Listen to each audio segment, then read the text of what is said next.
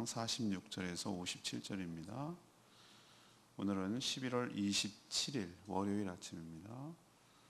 11월 27일자 본문 사사기 9장 46절에서 57절까지 말씀 교독하겠습니다.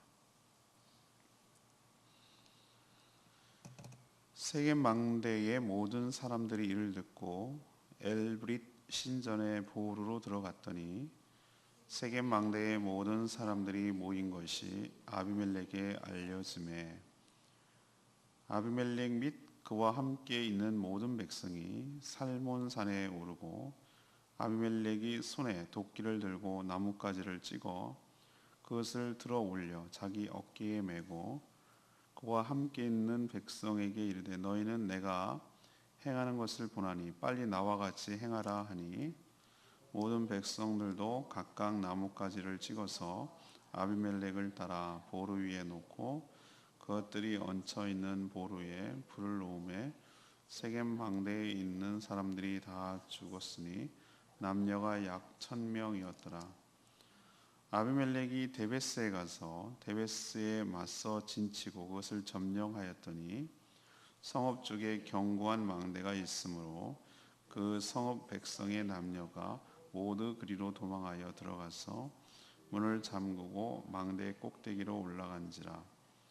아비멜렉이 망대 앞에 이르러 공격하며 망대의 문에 가까이 나아가서 그것을 불사르려 하더니 하인 여인이 맷돌 윗짝을 아비멜렉의 머리 위에 내리던져 그의 두개골을 깨뜨리니 아비멜렉이 자기의 무기를 든 청년을 급히 불러 그에게 이르되 너는 칼을 빼어 나를 죽이라. 사람들이 나를 가리켜 이르기를 여자가 그를 죽였다 할까 하노라 하니 그 청년이 그를 찌르매 그가 죽은지라. 이스라엘 사람들이 아비멜렉이 죽은 것을 보고 각각 자기 처소로 떠나갔더라. 아비멜렉이 그의 형제 70명을 죽여 자기 아버지에게 행한 악행을 하나님이 이같이 갚으셨고 또 세겜 사람들의 모든 악행을 하나님이 그들의 머리에 갚으셨나니 여롯바알의 아들 요담의 저주가 그들에게 응하니라. 아멘. 오늘 내용은 어제 주일 설교 때 포함을 시켰기 때문에, 왜냐하면 오늘까지가 이 아비멜렉 이야기거든요. 스토리가. 내일부터는 이제 또 다른 사사들 이야기가 쭉 나갑니다. 오늘 줄거리는 이렇습니다. 세겜 사람들이 아비멜렉이 쫓겨서 에브릿 신전 보루에 숨어 들어갔습니다. 그러자 아비멜렉이 군사들과 함께 옆에 있는 산이죠. 살몬산으로 가서 나무를 도끼로 찍어서 나무를 해옵니다. 그리고 그 나무를 가지고 보루에 넣고 불태워 버렸어요. 그래서 동아리 득처럼 쥐처럼 동아리 든 쥐처럼 갇혀있던 그 세겜 사람들, 망대에 들어있던 사람들이 남녀 1000명이 모두 죽었다. 불태워 죽었다. 그래서 이어서 또 데베스도 공격을 당하니까 데베스 성료 점령하고 그 안에 있는 주민들도 역시 망대에 숨어 들어갔어요. 처음에는 신전에 들어갔다가 이번엔 망대로 들어갔어요. 근데 역시 망대에 숨자 전에 했던 것처럼 불태우려고 아비멜렉이 그 망대로 접근을 했어요. 접근하는 순간 위에서 한 여인이 맷돌, 돌 밑장을 던졌는데 그게 머리에 정통을 맞았어요. 두개골이 깨졌다. 이제 자기가 살 희망이 없으니까 자기 부하에게 여인에게 맞아서 죽었다라는, 치욕스럽게 죽었다라는 것을 듣기 싫다며 칼로 찔르라고 그랬어요. 그래서 죽습니다. 근데 그 뒤에 이제 오늘 결론이 어제도 얘기했지만 56, 57절에 보면 하나님께서 양쪽, 그러니까 아비멜렉 그리고 거기에 동조한 세겜 사람들의 악행을 다 갚으셨다. 이렇게 표현하고 있어요. 그래서 요담, 극적으로 살아남은 기드온의 막내 아들 요담의 저주가 성취되었다. 이것이 오늘의 이제 스토리예요. 그래서 오늘 질문은 이거죠. 비극적인 이 공멸, 같이 죽는 것을 통해서 이 깨닫는 교훈은 무엇입니까? 무엇을 깨닫습니까? 이 첫 번째로 이 잘못된 결탁, 그리고 공모는 비극으로 끝난다는 것을 우리에게 뚜렷하게 보여주죠. 세겜 사람들은 아비멜렉을 몰라도 너무 모르는 거예요. 이 사람은 야심만 가득 차 있는 자일 뿐 왕의 제목, 왕감은 아니었던 것이죠. 아비멜렉의 보복이 시작되었다라는 소문이 들리자 세겜 사람들은 급하게 그들이 섬기는 엘브릿 신전, 엘브릿 신전이 자기들이 신을 섬기는 그 신전이겠죠. 엘브릿 신전으로 도피해서 그 안에 보루로 최후의 보루라고 하죠. 거기로 들어가 버렸어요. 왜 여기로 들어갔을까요? 이때 사고방식은 순진하죠. 예. 이들 생각에 신전까지 숨어 들어갔는데 저 아비멜렉이 신이 무서워서라도 함부로 하지 않을 것이다. 그렇죠? 이런 생각을 이제 얄팍한 생각을 한 거죠. 그럼 또 역으로 자기가 섬기는 이 엘브리 신전의 신이 자신들을 뭐 할 것이다? 지켜 줄 것이다. 이런 생각을 한 거죠. 그래서 신전으로 우르르 이제 모여 들어간 거죠. 그런데 엄청난 착각이었어요. 아비멜렉은 군사들과 함께 근처 그 신전 엘브리 신전에 있는 근처 살몬산으로 갔어요. 그리고 도끼를 가지고 나무를 찍기 시작합니다. 너도 나같이 해라 라고 나무들을 다 찍어서 갖고 온 다음에 신전 안에 보루 밑에다가 놓고 보루 위에다 얹혀놓고 불을 질러버렸어요. 오히려 다 모아놔서 어디 도망갈 수도 없어요. 흩어지지도 못하고. 그래서 그 안에서 다 죽은 것이. 옛날에 제가 향산교회 있을 때 초등부 아이들 데리고 종교 유적지, 그러니까 신앙 유적지 답사를 많이 다녔어요. 아이들한테. 그 현장을 보게 하느라고. 그리고 날을 잡아서 1년에 한두 번은 꼭 갔는데 제합리까지 갔어요. 제합리. 화성에 있는 제합리. 제합리가 어느 곳이죠? 3.1운동 때 일본에 의해서 불탄 대표적인 교회예요. 그때 어떻게 했습니까? 다 성도들을 교회 안에다 몰아놓고 바깥에다가 그 판자로 못질을 해가지고 가둬놓은 다음에 불을 태워버렸어요. 그 현장이 그대로 고스란히 남아있어요. 참 얼마나 잔인합니까? 근데 그렇게 한 거예요. 이렇게 1000명가량이 남녀 1000명가량이 불타서 죽었다라고 표현하고 있어요. 제주도도 그런 아픈 역사가 있어요. 4.3 때 초토화 작전이라는 것을 일본이 그 토벌군이 전개를 했어요. 이거는 일본이 쓰는 방법이에요. 일본이 중국을 점령했을 때 작전을 세우는 거예요. 작전 에어리어를 정하고 그 안에다가 삐라를 뿌려요. 전단지를. 언제까지 밖으로 나오면 살려주는 것도 아니에요. 밖으로 나오면 이제 체포하고 뭐 이렇게 하려고 하는 거고, 언제까지 나오라 안 하면 모두 적으로 간주한다. 이렇게 이제 뿌리고, 그리고 뺑 둘러싸가지고 뭐부터 하냐면은 화염방사기나 이런 걸 통해서 불을 지르는 거예요. 그냥 아니 이유 없어요. 그냥 초가집이나 뭐가 있으면 불을 질러요. 그럼 사람들이 막 뛰쳐서 나오면 총으로 쏘서 죽이고, 이런 식으로 마을 하나씩 다 불태워서 없애버리는 작전을 썼어요. 그래서 중산간 마을이 가장 많이 피해를 본 거예요. 해안가보다도. 아비멜렉이 이렇게 잔인한 사람이었어요. 착각이었죠. 뭘 착각했죠? 신전에 들어가면은 신이 무서워라도 안 할 거다. 아니면 신이 지켜줄 거다. 이런 뭐 정말로 순진한 생각을 한 이들에게 어떻게 했죠? 이렇게 불태워 죽이잖아요.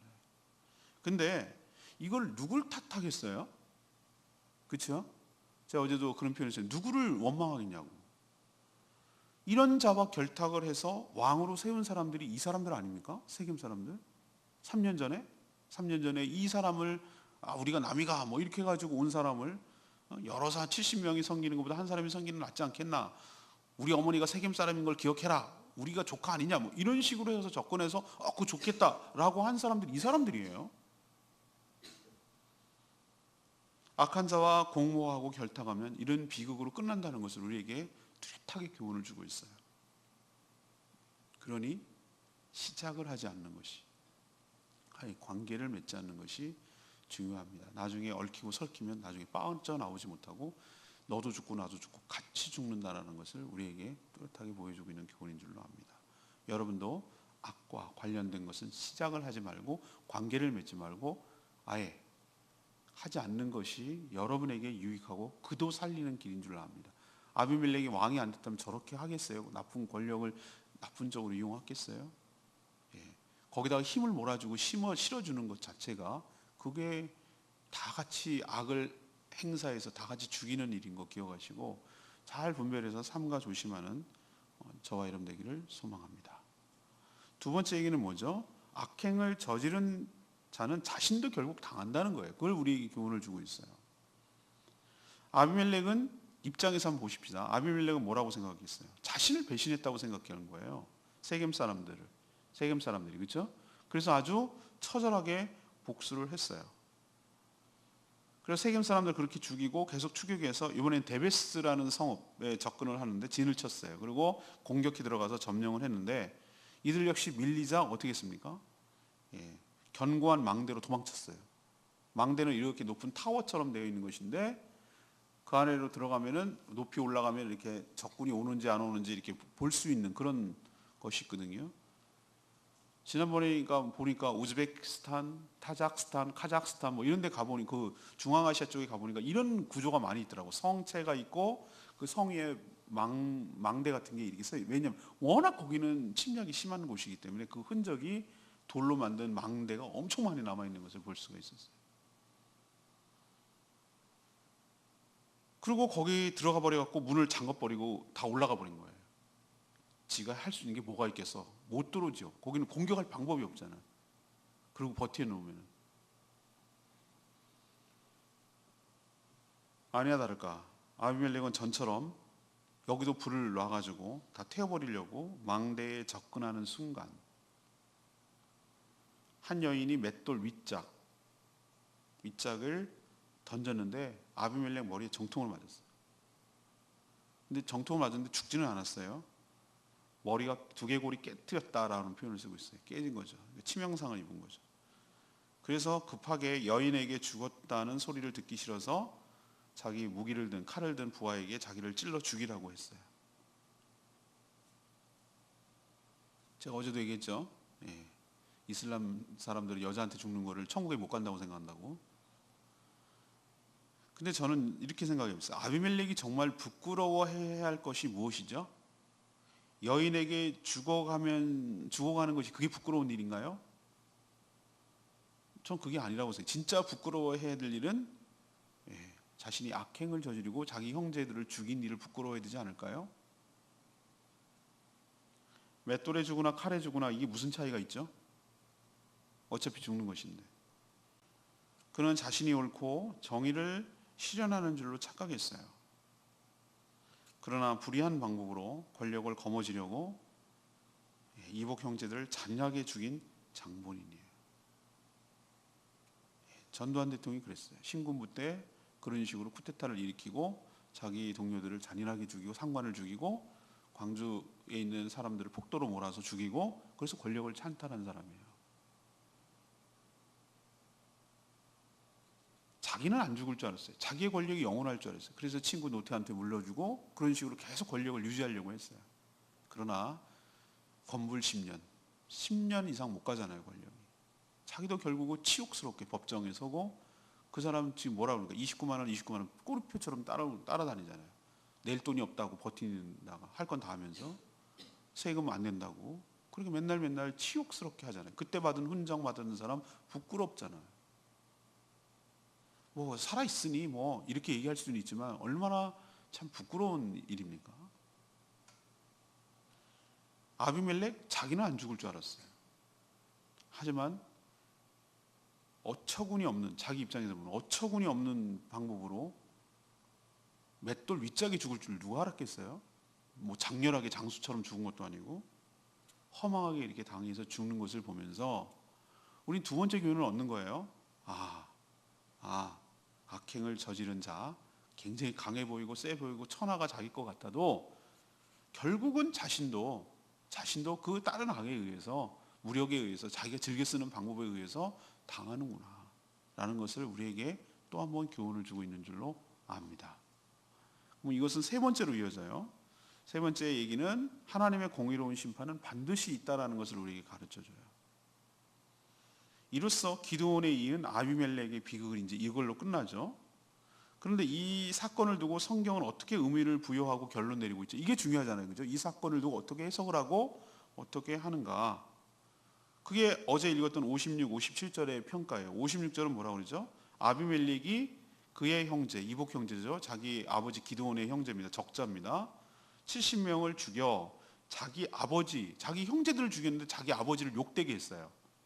악행을 저질렀다고 그랬어요. 행한 악을 하나님께서 이와 같이 뭐 했다? 갚았다.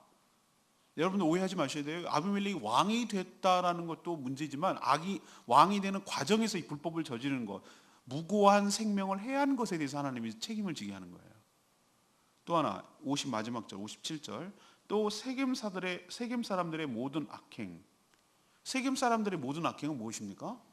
왕감도 아니고 이렇게 했을 때 어떤 결과가 초래될 걸 알면서도 은 70이라는 정치 자금을 대서 간접적으로 기드온이 미디안에서 압제해서 구해줬는데 은혜를 악으로 갚고, 그리고 자기도 거기서 해방됐잖아요. 미디안에서 그걸 갚고 그 아비멜렉을 갖다가 불의한 일을 하도록 지원하고 동조하고 결탕한 일, 이것을 모든 악행이라고 표현하는 거예요.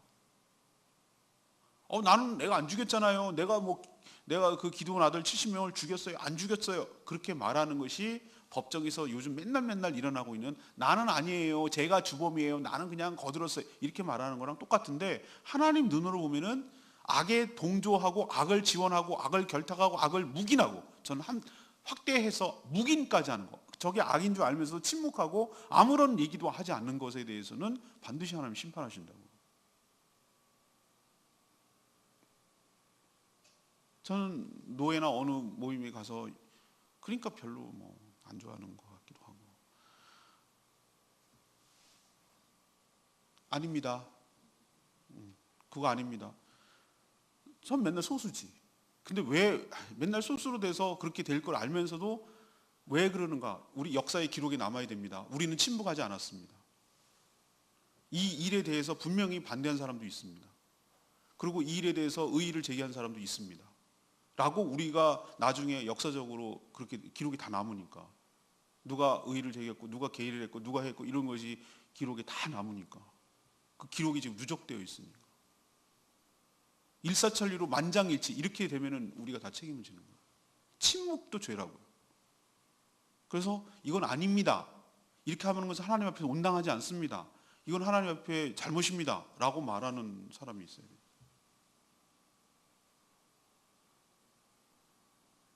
그래서 57절의 표현 그대로예요. 결탁하고 공모한 것을 하나님께서 갚으셨다라고 말하는 뜻은 하나님이 뭐 하셨다? 심판하셨다라는 뜻이에요. 이게 이번 아비멜렉의 사건의 9장까지가 기드온에 이어서 아비멜렉까지 얘기인데, 그게 이제 결론이에요. 결론. 이것이 하나님의 심판임을 어떻게 알 수가 있는 것이죠? 그냥 우연히 이렇게 죽을 수도 있잖아요. 아니에요. 그렇지 않다라는 걸 보여주는데, 극적으로 죽을 때, 기드온의 아들 70명이 죽을 때 극적으로 살아나온 아들이 뭐라고 그랬죠? 막내 아들 요담이 뭐라고 그랬습니까? 그린심산에서 얘기했잖아요. 세겜 사람들하고 아비멜렉에게 이게 정말 진실하고 의로운 것이냐, 이게 아버지에게 은혜를 갖다가 선대하는 것이냐, 이렇게 막 절규했잖아요. 그러니까 막 속이 터지고 막 그러니까 막 피를 토하듯 절규한 의미도 있어요. 너네 어떻게 그럴 수 있느냐라고 막 저주라고 그랬는데, 저는 이것을 어떻게 해석하냐면은, 이거는 단순한 감정풀이나 저주가 아니라 그의 입술을 통한 하나님의 예언이었어요. 그가 뭐라고 얘기하죠?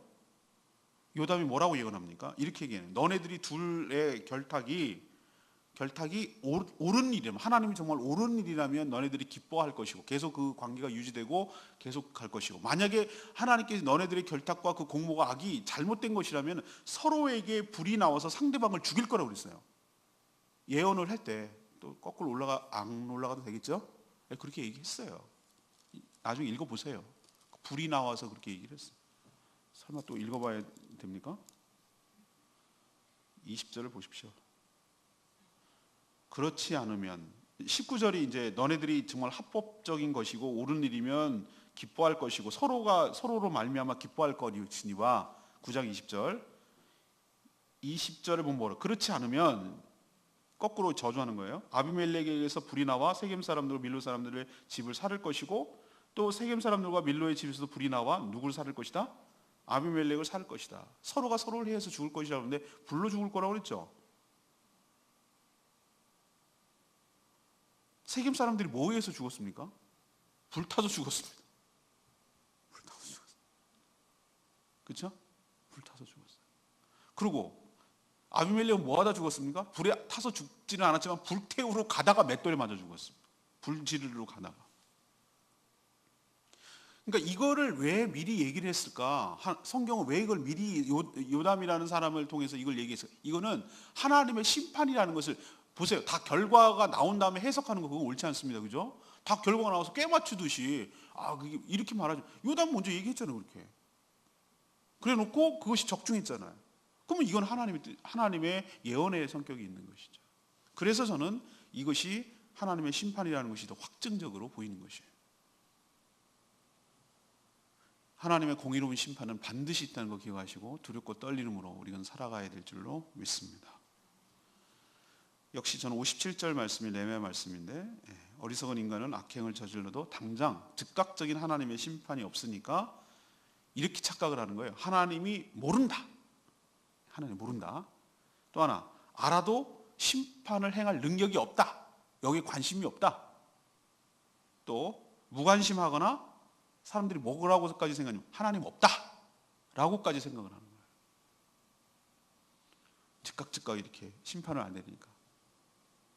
여러분 정말 그렇습니까? 아니에요. 어제도 참회기도 했지만 하나님 다 아시지만 다만 그들이 자발적으로 자신의 죄를 깨닫고 통회하고 회개함으로 돌이키기를 원하시려고 그 기회를 주시는 거예요. 기회를. 몰라서 그런 게 아니고. 또 하나의 은혜죠. 하지만 악은 시간이 지난다고 저절로 해결되지 않습니다. 절대 해결되지 않습니다. 하나님 뭐라고 얘기했냐면은 내가 회개하면 기억지도 않겠다고 하셨어요. 그러니까 회개하지 않은 죄는 남아있는 거예요. 계속. 그래서 내 죄가 떠오르는 것이 하나님의 은혜인 줄로 압니다. 하나님께서 우리에게 은혜를 주실 때 어떻게 은혜를 주시냐면 우리 죄가 떠오르도록 해주세요. 그러니까 알고도 지은 죄 모르고도 지은 죄 이 기도는 틀린 기도예요. 하나님은 아는 죄를 갖다가 회개하라고 그러지 모르는 죄까지 어떻게 할 수가 없어요. 그런 뭉뚱그려서 하는 거 하나님 원치 않아요. 그런 식으로 퉁치려고 하면 안 돼요. 그래서 하나님은 성령을 보내주셔서 내 안에 뚜렷한 죄가 떠오르게 하셔요.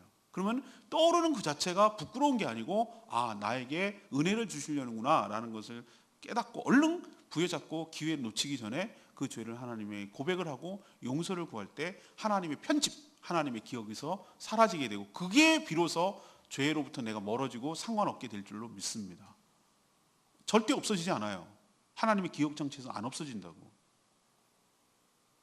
그리고 반드시 형벌을 따라요. 안 없어진 죄에 대해서는. 그것을 뚜렷하게 보여주는 것이 예수 그리스도의 십자가예요. 그 죄값을 치르기 위해서 그렇게 죽음은 모든 죄는 죽음으로만 끝난다는 것을 우리에게 뚜렷하게 보여주는 것이에요. 그러니 이런 일이 생기지 않도록 여러분도 삼가 조심하며 사는 여러분 되시길 바랍니다. 오늘 세 가지 말씀드렸어요. 이제 오늘로써 기드온의 아들 아비멜렉의 스토리가 이제 오늘 끝나는데 이 비극적인 공멸을 통해서 우리에게 교훈하시는 것은 무엇입니까? 이것이 이제 오늘 이야기인데 첫 번째는 뭐죠? 잘못된 결탁 그리고 공모는 뭘로 끝난다? 반드시 비극으로 끝난다. 두 번째는 악행을 저지른 자는 그러면 계속해서 살 거냐? 지는 그러면 선이냐? 아비멜렉이 이겼다고 그가 선이냐? 그럼 세겜 사람들이 잘못한 거고 세겜 사람들이 아비멜렉을 배신한 잘못한 사람이냐? 아니요. 그도 악한 사람이에요. 그래서 하나님께서 맷돌 밑작을 통해서 어처구니 없이 그도 허망하게 죽는 것을 뚜렷하게 보여줘요. 그럼 결론은 뭐냐? 하나님의 공의로운 심판은 반드시 있다. 둘 다 악한 자들 하나님의 공의롭게 심판한 것이다. 그 요담의 저주로 성취된 것을 통해서 확인할 수가 있다. 이것이 이제 오늘의 스토리인 줄로 우리는 교훈인 줄로 압니다.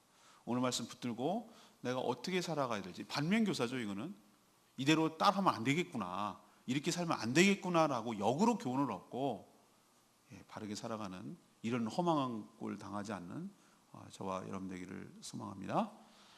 오늘 말씀 붙들고 기도하기 전에 우리 아까 불렀던 471장 부르고 기도하는 시간 갖겠습니다.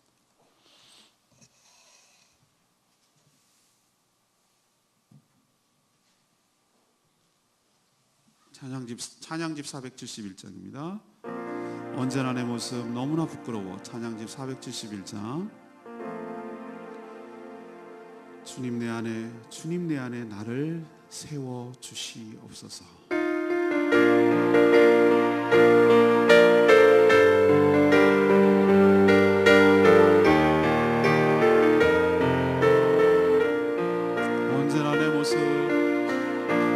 언제나 내 모습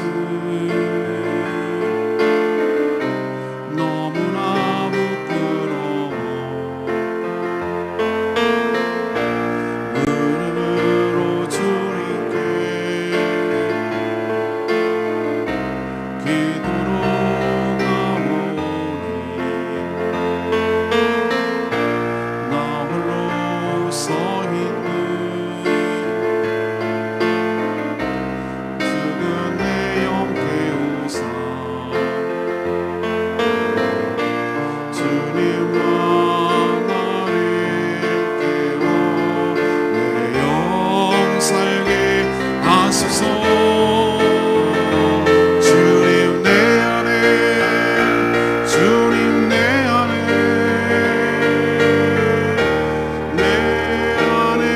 계시고 주님 내 안에 나를 세워 주소서.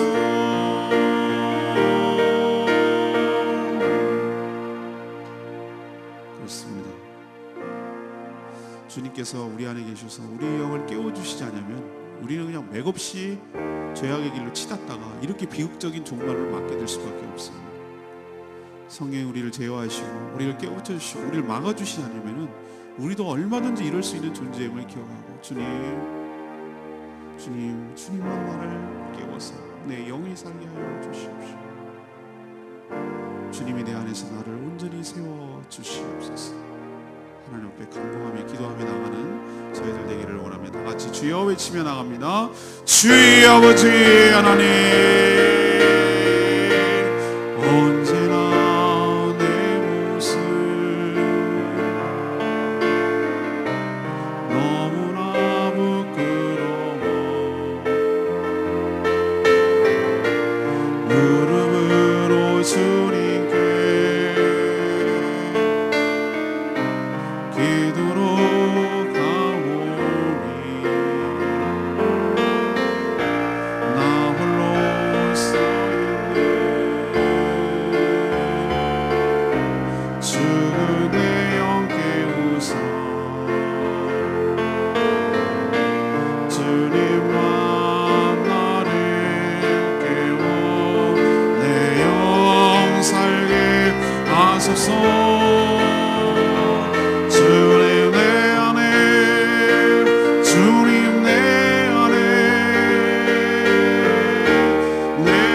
안에 계시고 주님 내 안에 나를 세워 주소서.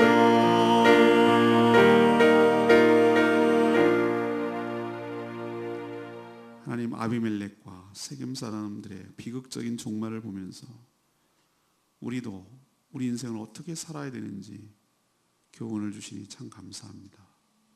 악한 자와 결탁하면 그리고 공모하면 반드시 비극적 결말을 맞게 됨을 깨닫게 하여 주시옵소서.